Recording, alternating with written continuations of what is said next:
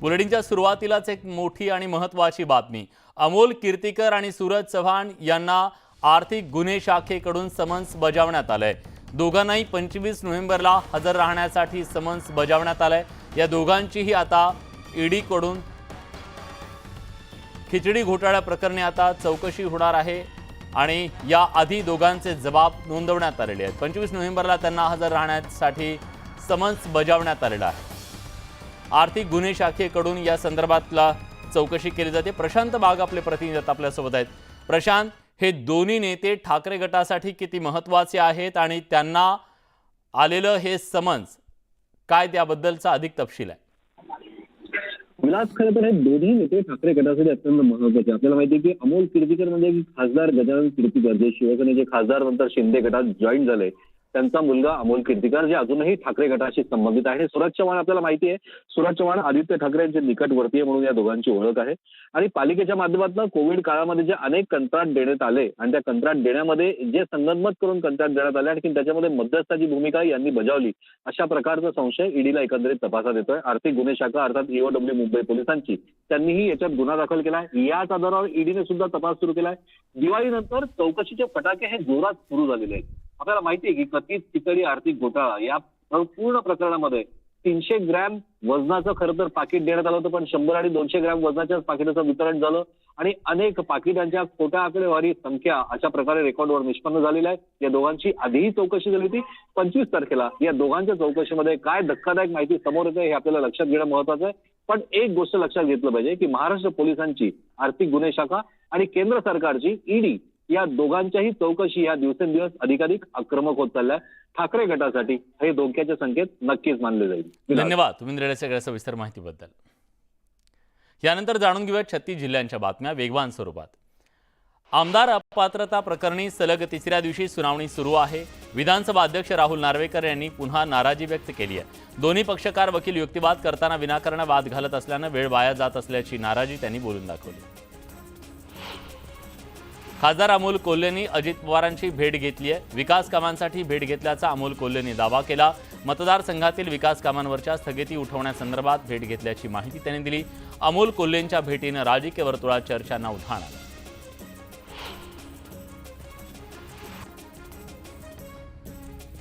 समाजात असलेली तेढ दूर करायची असेल तर वारकरी संप्रदाय स्वीकारावा लागेल, असं वक्तव्य देवेंद्र फडणवीसांनी केलंय।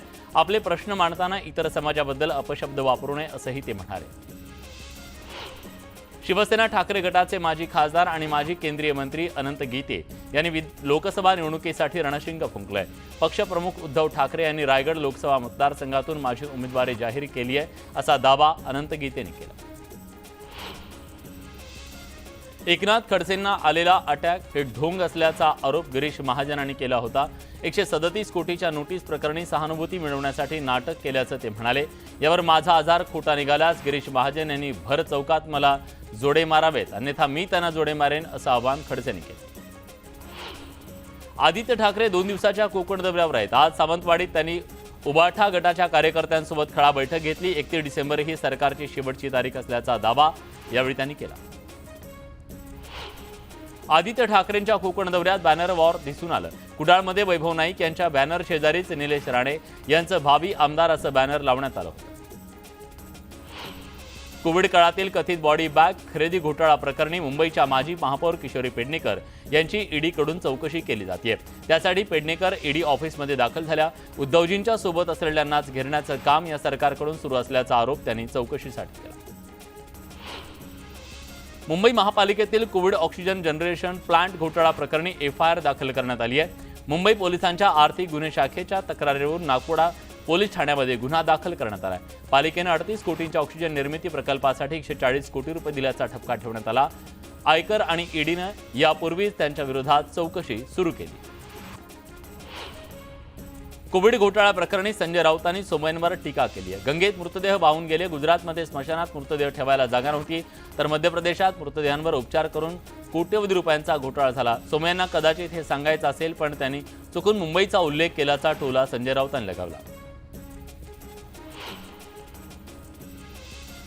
शरद पवार गटानंतर अजित पवार गटानेही लोकसभा अध्यक्ष आणि राज्यसभा सभापतींकडे याचिका दाखल केली आहे। शरद पवार गटातील सदस्यांना अपात्र करा ही मागणी यावेळी करण्यात आली। या याचिकेद्वारे अजित पवार गटानं नवी खेळी खेळली आहे. अपात्रतेच्या मागणीतून शरद पवार, सुप्रिया सुळे आणि अमोल कोल्हे यांचं नाव वगळण्यात आलं. शिंदे गटाचे नेते कुणाल सरमळकर यांची पत्नी पल्लवी सरमळकर यांची फसवणूक करण्यात आली आहे. पल्लवी सरमळकर यांची इव्हेंट मॅनेजमेंट कंपनी असून भारत पाकिस्तान सामन्याच्या तिकिटावरून त्यांना आर्थिक गंडा घालण्यात आलाय. सरमळकर यांनी प्रेसिडेन्सी क्लासची 18 तिकीटं बुक करण्यासाठी निकम आणि मंडला यांना 15 आणि नंतर 19 लाख रुपये दिले. मात्र त्यांना प्रेसिडेन्सी क्लासची तिकीटं देण्याऐवजी ग्राउंडमधली 3,000ची तिकीटं देऊन फसवणूक करण्यात आली. त्यानंतर पल्लवी सरमळकर यांनी खेरवाडी पोलीस ठाण्यामध्ये सौरभ निकम आणि व्यंकट मंडला यांच्या विरोधात गुन्हा दाखल करायला सांगितला. मीरा रोड पोलिसांनी बुधवारी रात्री उशिरा सौरभ निकमला मीरा रोडमधून अटक केली. शिवसेना शिंदे गटाचे मंत्री गुलाबराव पाटील यांनी माजी मंत्री सुरेशदादा जैन यांची भेट घेतली आणि त्यांना वाढदिवसाच्या शुभेच्छा दिल्या. तब्बल तासाभराच्या भेटीत दोघांमध्ये कुठलीही राजकीय चर्चा झाली नसल्याचं गुलाबराव पाटील यांनी म्हटलंय. माझा वाशिमशी जिव्हाळा असून माझ्यावर प्रेम करणाऱ्या वाशिम जिल्ह्याच्या विकासासाठी कायम प्रयत्नरत असणार असल्याचं केंद्रीय रस्ते वाहतूक आणि राजमार्ग मंत्री नितीन गडकरींनी म्हटलंय. भाजपचे माजी आमदार विजय जाधव यांच्या निवासस्थानी त्यांचा सत्कार करण्यात आला. केंद्रीय रेल्वे, रस्ते वाहतूक आणि राजमार्ग मंत्री नितीन गडकरी यांनी वाशिम शहरातल्या वासुदेव भुवन इथं आयोजित दत्त संप्रदायातील श्री पंडित काका धनागरे यांच्या सहस्त्रचंद्र दर्शन सोहळ्याला उपस्थिती लावली. यावेळी त्यांनी पंडित काका धनागरे महाराज यांचं सपत्नीक दर्शन घेतलं.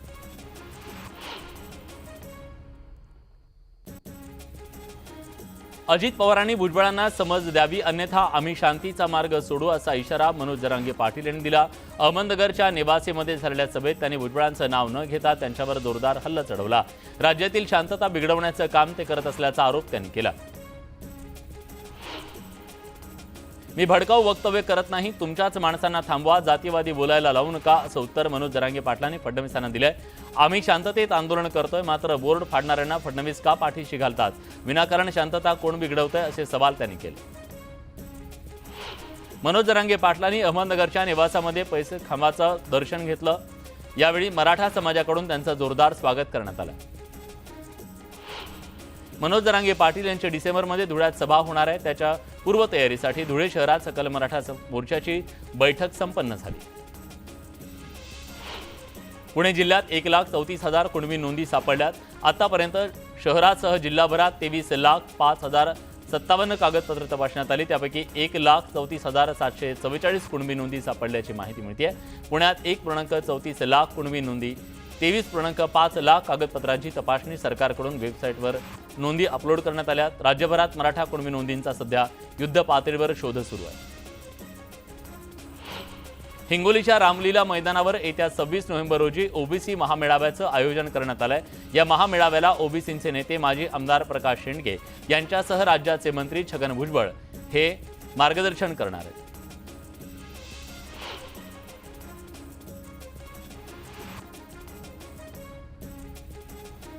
नितीन गडकरींच्या हस्ते अमरावती ते अकोला मार्गाचं लोकार्पण करण्यात आलं. गिनीज बुक ऑफ वर्ल्ड रेकॉर्डमध्ये या रस्त्याची नोंद करण्यात आली.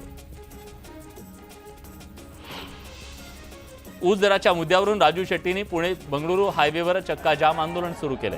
मोठ्या संख्येनं स्वाभिमानीचे कार्यकर्ते आंदोलनात सहभागी झाले. गेल्या 2 महिन्यापासून आम्ही लढत असताना दखल घेतली नसल्याचा आरोप राजू शेट्टींनी केला.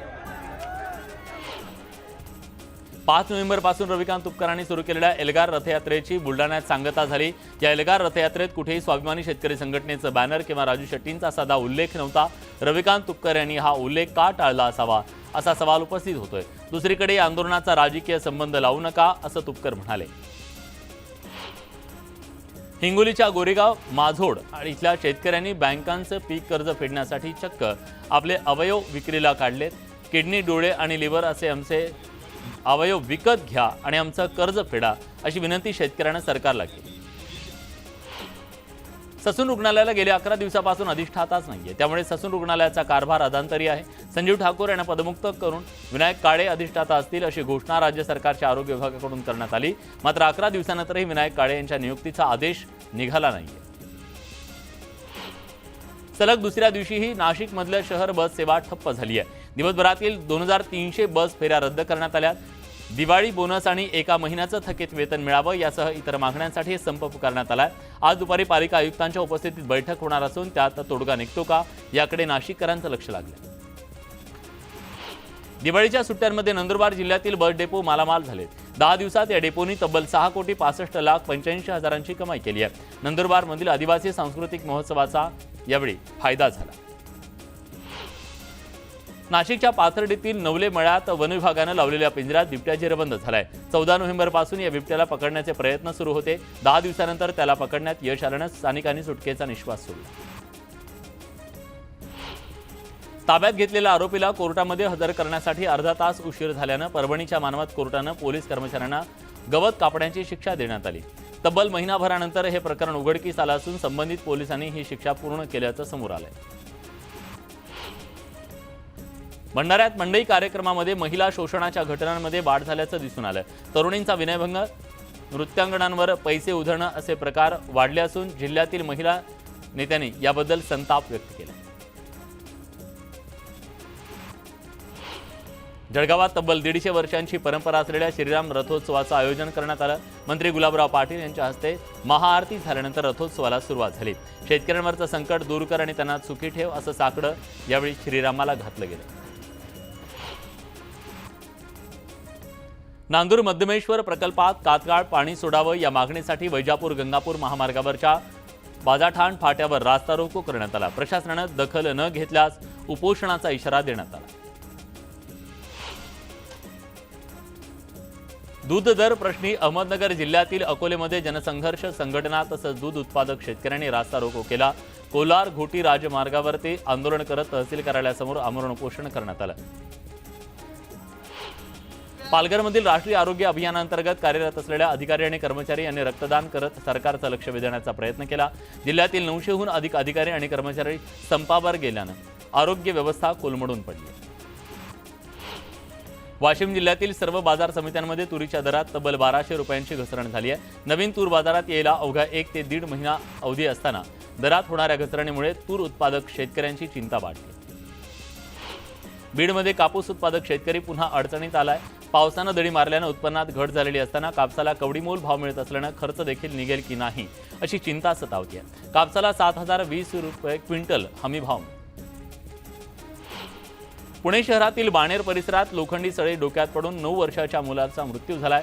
शाळेतून घरी जाणाऱ्या रुद्र राऊतच्या डोक्यात ही सळी पडली असून त्यानंतर गंभीर जखमी रुद्रला रुग्णालयात दाखल करण्यात आलं होतं, मात्र उपचाराच्या दरम्यान त्याचा मृत्यू झाला। चोपडा धरणगाव रस्त्यावर दरोडा टाकण्याच्या तयारीत असलेल्या 5 संशयित दरोडेखोरांना चोपडा पोलिसांनी अटक केली। अटकेत असलेले 5ही दरोडेखोर मध्य प्रदेशातले असल्याची माहिती समोर आली। पिंपरी चिंचवड शहरातल्या आसवानी असोसिएट्स अँड बिल्डर्स या फर्मसह त्यांच्याशी व्यावसायिक संबंध असलेल्या आणखी काही व्यावसायिकांच्या कार्यालयावर प्राप्तिकर विभागानं छापे टाकलेत। या कारवाईनं एकच खळबळ उडाली असून नेमकी कोणत्या प्रकरणात ही कारवाई करण्यात येते याबद्दलची माहिती मात्र मिळू शकलेली नाही। अल्पवयीन मुलींना छेडणाऱ्या आरोपींवर तुणीत पोलिसांनी बक्षीस लावलंय। गेल्या 2 महिन्यापासून आरोपी फरार असून पोलीस त्याचा शोध घेत आहेत। आरोपींचं सीसीटीव्ही फुटेज जारी करत हे नराधम कुठेही आढळल्यास कळवण्याचं आवाहन करण्यात आलं। आज कार्तिकी एकादशीच्या निमित्तानं लाखो वारकरी पंढरीत दाखल झाले। उपमुख्यमंत्री देवेंद्र फडणवीस आणि त्यांची पत्नी अमृता फडणवीस यांच्या हस्ते शासकीय पूजा संपन्न झाली। दरवर्षीप्रमाणे यंदाही कार्तिकी एकादशी मोठ्या उत्साहात साजरी केली जाते। कार्तिक एकादशीच्या महापूजेसाठी यंदा नाशिकचे घुगे दाम्पत्य मानाचे वारकरी ठरलं। बबन घुगे आणि वत्सला घुगे दिंडोरीच्या माळेदुमला गावचे शेतकरी आहेत। गेल्या 12 वर्षापासून घुगे दाम्पत्य विठ्ठलाची सेवा करतात। संत तुकाराम महाराजांच्या शिळा मंदिरात ही कार्तिकी एकादशी निमित्तानं फुलांची सजावट करण्यात आली। तुकोबांच्या गळ्यातील तुळशीचा हार सगळ्यांचं लक्ष वेधून घेतोय। राज्याच्या विविध भागातून भाविक भक्त देहूत दाखल झाले। पंढरपुरात कार्तिकी यात्रेचा सोहळा अतिशय आनंदात साजरा करण्यात येतोय। राज्यभरातील लाखो वारकऱ्यांनी इथं हजेरी लावली। विठ्ठलाच्या पंढरीतला हा सोहळा ड्रोन कॅमेऱ्यात कैद झाला। महाआरोग्य शिबिरामध्ये लवकर उपचार मिळाल्यानं कल्याणच्या आकांक्षा शिंदे या मुलीचा जीव वाचलाय। कार्तिकी यात्रेसाठी आलेल्या आकांक्षाला अचानक फिट येऊ लागली। तिला वेळीच उपचार मिळाल्यानं तिचा जीव बचावला। कार्तिकी एकादशीच्या निमित्तानं शेगावमध्ये देशभरातून भाविक दाखल झाले, त्यामुळे मिनी पंढरी म्हणून ओळखली जाणारी शेगाव नगरी गर्दीनं फुलून गेली। सिंधुदुर्गच्या दोडामार्ग तालुक्यात झोळंबे गावातील विठ्ठल मंदिरात कार्तिकी एकादशीच्या निमित्तानं वारी काढण्यात आली। गणपती मंदिर ते झोळंबे पर्यंत निघालेल्या या दिंडीमध्ये शेकडो वारकरी सहभागी झाले। अकोल्यातल्या 320 वर्ष पुरातन श्री विठ्ठल रुक्मिणी मंदिरामध्ये कार्तिकी एकादशीच्या निमित्तानं अभिषेक पूजा घालण्यात आली। जळगावातील अमोल पुंडलिक यांना सपत्नीक पूजेचा मान मिळाला। जगद्गुरू संत तुकाराम महाराज संस्थांच्या वारकरी शिक्षण संस्था श्री क्षेत्र देहू इथं बाल वारकऱ्यांनी पांडुरंगाचं नामस्मरण केलं। राज्यातील विविध जिल्ह्यातून आलेल्या या बाल वारकऱ्यांनी यावेळी देहू गावची नगर प्रदक्षिणा केली। कार्तिकी एकादशीच्या निमित्तानं नाशिकच्या श्री काळाराम मंदिरात श्री राम आणि लक्ष्मण सीतामय यांच्या वालुकामय मूर्तींना दुधाभिषेक करत महापूजा करण्यात आली। श्रीराम लक्ष्मण आणि सीतेच्या मूर्तींना दुधाचा अभिषेक झाला।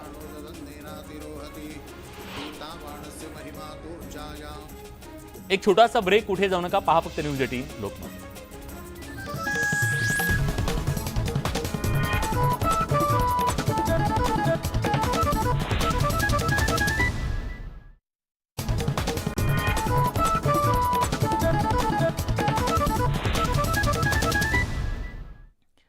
ब्रेकनंतर तुमचं पुन्हा एकदा स्वागत। बघूया बातम्यांचा वेगवान आढावा। उपमुख्यमंत्री देवेंद्र फडणवीस यांनी इंदापूर तालुक्यातल्या नीरा नरसिंहपूर इथं कुलदैवत श्री लक्ष्मी नृसिंहाचं सपत्नीक दर्शन घेत अभिषेक केला। श्री लक्ष्मी नृसिंह मंदिर हे मुख्यमंत्री देवेंद्र फडणवीस यांचं कुलदैवत आहे।